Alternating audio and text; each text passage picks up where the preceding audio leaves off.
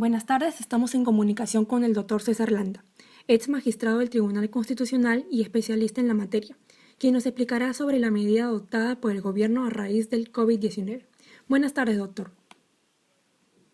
Muy buenas tardes. El día de ayer, 15 de marzo del 2020, el Poder Ejecutivo ha declarado el estado de emergencia a través del Decreto Supremo 044-2020 PCM, en virtud del cual, en función del artículo 137 de la Constitución, inciso primero, se suspenden 4 derechos y libertades fundamentales, como la libertad personal, la libertad de tránsito, la libertad del domicilio y el derecho a reunión, con motivo de que se ha producido y se advierte que se incrementará una catástrofe, en este caso sanitaria, debido a la llegada y la expansión exponencial del llamado coronavirus o COVID-19, ¿no? Que tiene efectos letales en la medida que no hay todavía una vacuna que prevea su control, ¿no? Y siendo un sistema sanitario el peruano bastante limitado, el público, corresponde entonces declarar una suerte de cuarentena, es decir, aislamiento domiciliario de carácter social, voluntario o coercitivo, en el caso, a efectos de que no se propague este virus, que es la fuente fundamental de propagación cuando hay concentración de personas en espacios públicos de distinta naturaleza, sean mercados, centros comerciales, aeropuertos, terrapuertos, ¿no? Avenidas. Pues en ese sentido, es una medida drástica, como también ya viene aconteciendo con otros países de la región, para no llegar a situaciones tan lamentables como acontece en Italia o España, que han demorado en tomar las medidas preventivas, coercitivas, y el manejo desde el control del coronavirus se ha hecho ya desbordado, ¿no? Al punto que en España han muerto más de 100 personas el día sábado, por ejemplo, ¿no? Y en Italia está en la punta del desborde del sistema de prevención desde ya, incluso de protección de la persona, sobre todo vulnerables, ¿no? ¿Y ese estado de emergencia cuánto tiempo como máximo puede durar? De acuerdo con la Constitución, artículo 137, pueden ser 60 días renovables, pero lo que ha hecho el gobierno es declarar por lo menos 15 días, en la medida que es el periodo en el cual incuba y pone entonces de manifiesto los síntomas del coronavirus. Eso no siempre son el 100% de los casos, quiere decir que a veces se puede haber personas infectadas que no tienen sintomatología, y eso es bastante peligroso porque sin saberlo es un portador que pudiera estar también afectando, pero es un porcentaje menor. Es cierto que el costo de limitar las libertades de tránsito, de educación, de trabajo, salvo para quienes están laborando en la lucha contra el coronavirus y las cadenas de suministro, ¿no?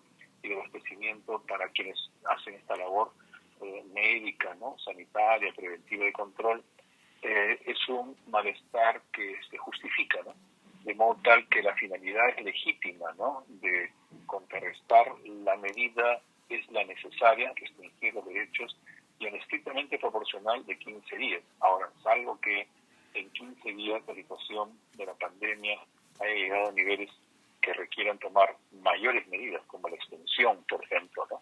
En días, o el toque de queda, ¿no? Para que la gente ya se quede y solamente pueda salir con salvoconducto o autorización. En la época del terrorismo se vivió también una época lamentablemente de toque de queda en las noches, claro está, ¿no? Que si bien no resolvió el problema del terrorismo, por lo menos aminoró en parte. Y en caso algunas personas no acaten las medidas adoptadas por el gobierno en el estado de emergencia, ¿qué tipos de atribuciones tienen la Policía Nacional del Perú y las Fuerzas Armadas para contrarrestar tales situaciones? ¿Cuáles serían sus límites? La Policía Nacional está en una labor siempre preventiva y de combate, incluso de las infracciones, que en este caso no constituyen delitos, pero sí infracciones a la ley de emergencia sanitaria que comporta la persona que está infringiendo ser un peligro público para la salud pública, que eventualmente podría tipificar un delito, ¿no?, de atentado contra la salud, ¿no? Pero ante ello la policía tiene potestades de poder requerir la identificación, el destino, ¿no?, o incluso, porque las libertades están suspendidas, ¿no?, la libertad personal y tránsito, y devolverlo, ¿no?, a su lugar de origen y eventualmente detenerlo, ¿no? Claro, frente a las circunstancias que sean incontenibles, por parte de la policía está el resguardo, digamos, extraordinario de las Fuerzas Armadas, ¿no?, para cautelar las infraestructuras y los lugares donde también puede haber frecuencia de personas que no estén autorizadas, ¿no?, en el caso de aeropuertos, aeropuertos, ¿no?, puertos, ¿no? Y como digo también, si hay un desborde por falta de conciencia o de vandalismo eventualmente, que también los malos ciudadanos lamentablemente existen en circunstancias.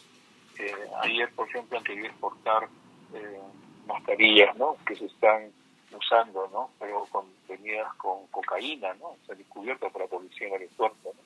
Estas personas podrían, pues, ser detenidas ya, ¿no?, y procesadas por los delitos que correspondan contra la tranquilidad pública, la salud pública, ¿no?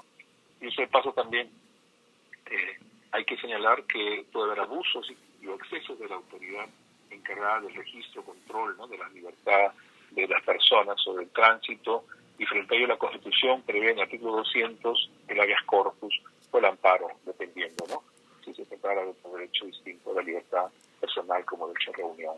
En esa medida es que el sistema constitucional y democrático tiene un constitucionalismo de emergencia que, bien usado, puede revertir estos elementos que contrayen las disposiciones del aislamiento social para evitar mayores contaminaciones y sobre todo la afectación que está ocurriendo estadísticamente para los grupos más vulnerables, que son estos ancianos, ¿no?, de tercera edad.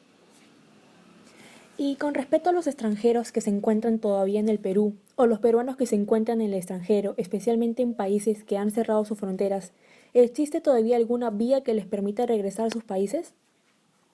La Cancillería viene monitoreando esta situación y hace unas horas ha expresado, ¿no?, que abre, digamos, un registro de personas para efectos de que puedan, estando en el exterior, quiero decir, ¿no?, dice, los peruanos que se encuentran en el extranjero y con billete de avión de retorno posterior a la fecha de suspensión de los vuelos podrán registrarse.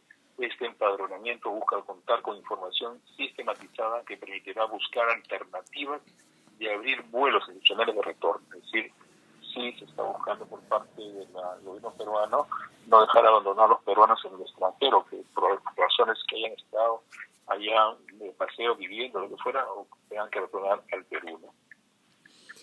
La comisión... Quiero señalar también, si me permites, que Sí, claro, no se preocupe. el sistema de excepción es un sistema que es una decisión del Ejecutivo, pero el control no solamente reposa en el Poder Judicial de manera extraordinaria, sino también en el Congreso, ¿no?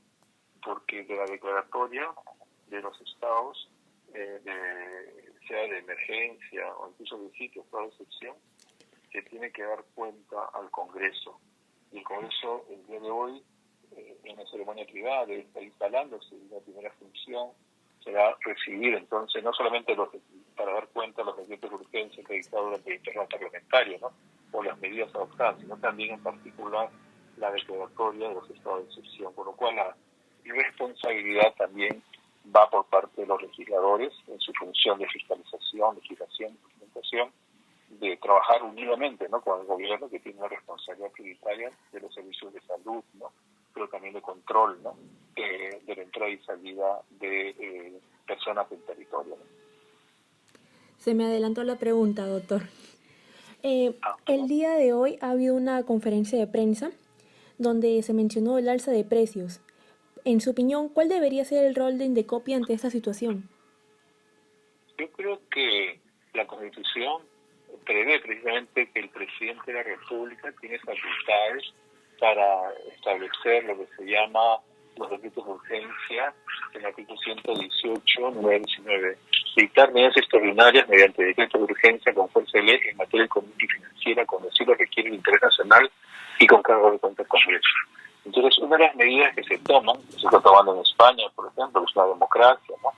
En Italia, es evitar los acaparamientos o de otra forma la manipulación artificial de los precios, porque la situación de un mercado libre no funciona cuando hay una necesidad pública que se ha convertido en una pandemia, donde la responsabilidad no es del mercado resolverla, sino del Estado, de modo tal de que el mercado queda subordinado a la decisión pública y el Indecopi puede controlar el abastecimiento necesario para las necesidades básicas que el mercado, que la población requiere, ¿no? A través de los mercados, ¿no? Y en cuanto a los precios, evidentemente que la oferta y la demanda en un mercado normal es libre, pero un mercado que no es normal, sino es extraordinario, debe evitar la especulación que aleja a las poblaciones más vulnerables y necesitadas del acceso a los recursos básicos de alimentación o de fármacos, por ejemplo, ¿no? Entonces, por ejemplo, los genéricos es lo que tiene que estar en primer lugar en los servicios farmacéuticos para la población, como los alimentos básicos, en los precios normales, sin incrementos, por cuanto se está garantizando el transporte de los mismos y la producción de los mismos y la cadena de abastecimiento, ¿no? Y si no se cumple eso, sanciones desde administrativas hasta las sanciones que correspondan en el ámbito de lo penal. Ok, muchas gracias, doctor, por las aportaciones brindadas a Enfoque de Derecho. Gracias. A ustedes.